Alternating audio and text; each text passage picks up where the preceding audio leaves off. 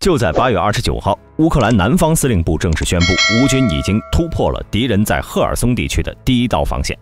并且摧毁了俄守军背后几乎所有的大型桥梁。赫尔松大反攻再一次取得了一大进展，而俄军方面的 DPR第109团和俄军伞兵也纷纷撤离他们的阵地。如今呢，乌军已经成功收复了4个据点，剑指赫尔松城。下面大兵带你详细了解。看过大兵前几期关于赫尔松视频的朋友应该都知道，乌克兰的反攻呢很早就已经开始了。早在6月底，乌军就开始用海马斯不断打击乌南部的俄军阵地。经过连续1个月的轰炸，使得俄军在乌南的后勤呢变得十分吃力，再加上弹药库也被炸了不少，使得俄军士气低落。而这也是乌军能够仅用1天时间收复苏霍伊斯塔沃克的原因之一。根据乌军官方的说法，也正式确定了这是一次酝酿已久的反攻。早在当地时间8月28号凌晨，乌军就在因古列斯河沿线实施了大规模火力准备。据了解，这次乌军的火力准备使用的都是北约制式的155毫米火炮。而根据 CNN 引用乌军部队的一个内部人士称，这次的反攻行动呢是在夜间开始的，其主要进攻方向是普拉夫蒂诺。而且由于因古列斯河是俄乌双方的战前分界线，这次的进攻中呢，乌军也在很多地段强行渡河，并且对俄罗斯阵地和后方进行了大规模炮击。随后在多个战术方向呢向俄军发起大规模进攻。在这次反攻中，乌军使用了北约送来的 T72M1 型主战坦克和 M113型装甲车等装备，同时自家的苏25战机也出现在了战场上。除此之外，还有海马斯火箭炮压阵，AGM-88反辐射导弹对敌方实施防空压制。因此可以说，在这次的反攻战前准备上，乌军是力所能及地做好了火力准备。在开战半个小时后，俄罗斯方面就有消息称，由于炮击而导致第聂伯河另一边的新卡霍夫卡水电供应被切断。这场反攻一直打到29号傍晚。据了解，这次乌军的反攻在2个战术方向上都达成了突破。其一是在达维季夫布里德南部的苏霍伊斯塔沃克，据称乌军部队成功嵌入了俄军防线4公里，并紧随其后的第2梯队也已经准备好进行加强突破。第二呢，则是在犬牙交错的赫尔松州北部，乌军成功是占领了几个俄军的据点，但是随后并没有持续突破的消息。在8月29号，赫尔松地区的军民行政机构副首长科瓦勒夫中弹身亡。33岁的科瓦勒夫2019年当选赫尔松副首长，在乌克兰国会加入泽连斯基阵营。但是自从战争爆发后，俄军占领了有28万人居住的赫尔松地区，科瓦勒夫向俄军投降，并成为其高阶官员。而相较于科瓦勒夫，俄军任命的赫尔松2把手凯里洛·斯特雷莫索夫的生活则是十分滋润。他曾频频在社交媒体上发布视频，勉励占领赫尔松的俄军。结果有细心的网友发现这视频有些不对劲。斯特雷穆索夫录制讲话视频时呢，背景上的建筑似乎并不是在赫尔松。经过仔细审查和背景反推，才发现原来他正住在俄罗斯本土沃罗涅日的万豪酒店，跟赫尔松有着千里之遥。我想呢，这可能就是决胜千里之外吧。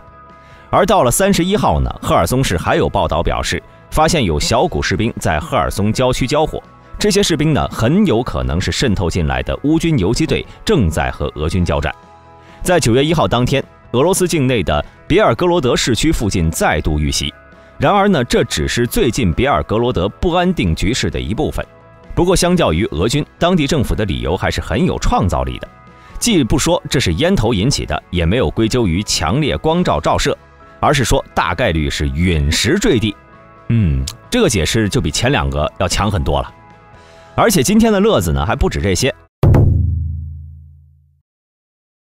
大家都知道，如今海马斯已经成为俄军的眼中钉肉中刺了，因此打击海马斯火箭炮就成了俄军的最优先级目标。最近呢，俄罗斯国防部表示，俄军消灭的海马斯火箭炮已经高达数十辆，但是根据公开报道来看呢，如今的乌克兰军队也就仅有16辆海马斯。五角大楼和乌克兰国防部双双否认了俄罗斯国防部的说法，并宣称乌军拥有的海马斯火箭炮是无一损失。那么既然万无一失的话，俄军打爆的这数十辆海马斯又是哪儿来的呢？对于这件事情，华盛顿邮报很快给出了回应，透露了俄军成功摧毁海马斯火箭炮的秘密。原来乌军为了保证自家的海马斯火箭炮不被摧毁，就用木头制作了大量的海马斯模型。这些假的海马斯看上去十分粗糙，但是由于俄军无人机并不具备足够的分辨率，很容易就会将其当成真的。在消息上报之后呢，这些海马斯很快遭到俄军导弹的打击，其中就包括昂贵的口径巡航导弹。这种导弹的单价是650万美元。在俄军不懈的努力下，至少10枚口径就这样被毫无意义的消耗掉了。当然，这次乌军的反攻呢，之所以能够这么快突破第一防线，也和之前的努力分不开。在过去的几周时间内，乌军在不断削弱着俄军的防线。29号当天，乌军的几个旅就加大了对赫尔松前线地区的炮击力度，精确打击了俄军的后勤补给线。因此，这次的顺利突破其实也是乌军这么多天努力的结果。此前大兵也提到过，乌军一直都在想办法削弱俄军的防御力量，包括摧毁俄军弹药库、指挥所和兵力集结地等等。要知道，在俄军北、东南3个方向中呢，当属南线战场的补给线是最长。再经过乌军这几次炮火打击，以后南部俄军的日子只会越来越差。在赫尔松城的俄军呢，在第一防线被突破后，就已经退居到第2防线了。它离失守的第一防线呢，距离在10到13公里，而第3道防线则是在赫尔松市和第聂伯河河畔10公里左右。一旦乌军彻底收复了这片地区，那么赫尔松呢就会成为俄军面前一座难以逾越的屏障。同时，乌军也有了2手选择，不仅能够直接进攻克里米亚，从更好的位置、更近的距离打击克里米亚大桥，甚至乌军还有机会摧毁驻扎在了塞瓦斯托波尔的俄罗斯舰队，最终收复克里米亚。而与此同时，著名的乌克兰军事专家奥列格·日丹诺夫近日宣布，俄罗斯已经将黑海舰队的大部分司令总部和部分舰队力量从临时占领的塞瓦斯托波尔转移到了黑海边东北面的新罗西斯克市，后撤了大概350公里。看来俄军心里也十分清楚，如果再不撤的话，搞不好就要成为下一个莫斯科号。而为了应对这次乌军的反攻，俄军呢很早就开始不断地向乌南调兵，其南部军区的第49集团军很可能已经增加了东部军区的第35集团军的部分战力。但是这类型的部队整合代表了乌南的俄军将进行重大改组。如果乌军在南部战线能够持续反攻的话，俄军这种刚刚组成且未经考验的军事结构还能有多少凝聚力还不好说。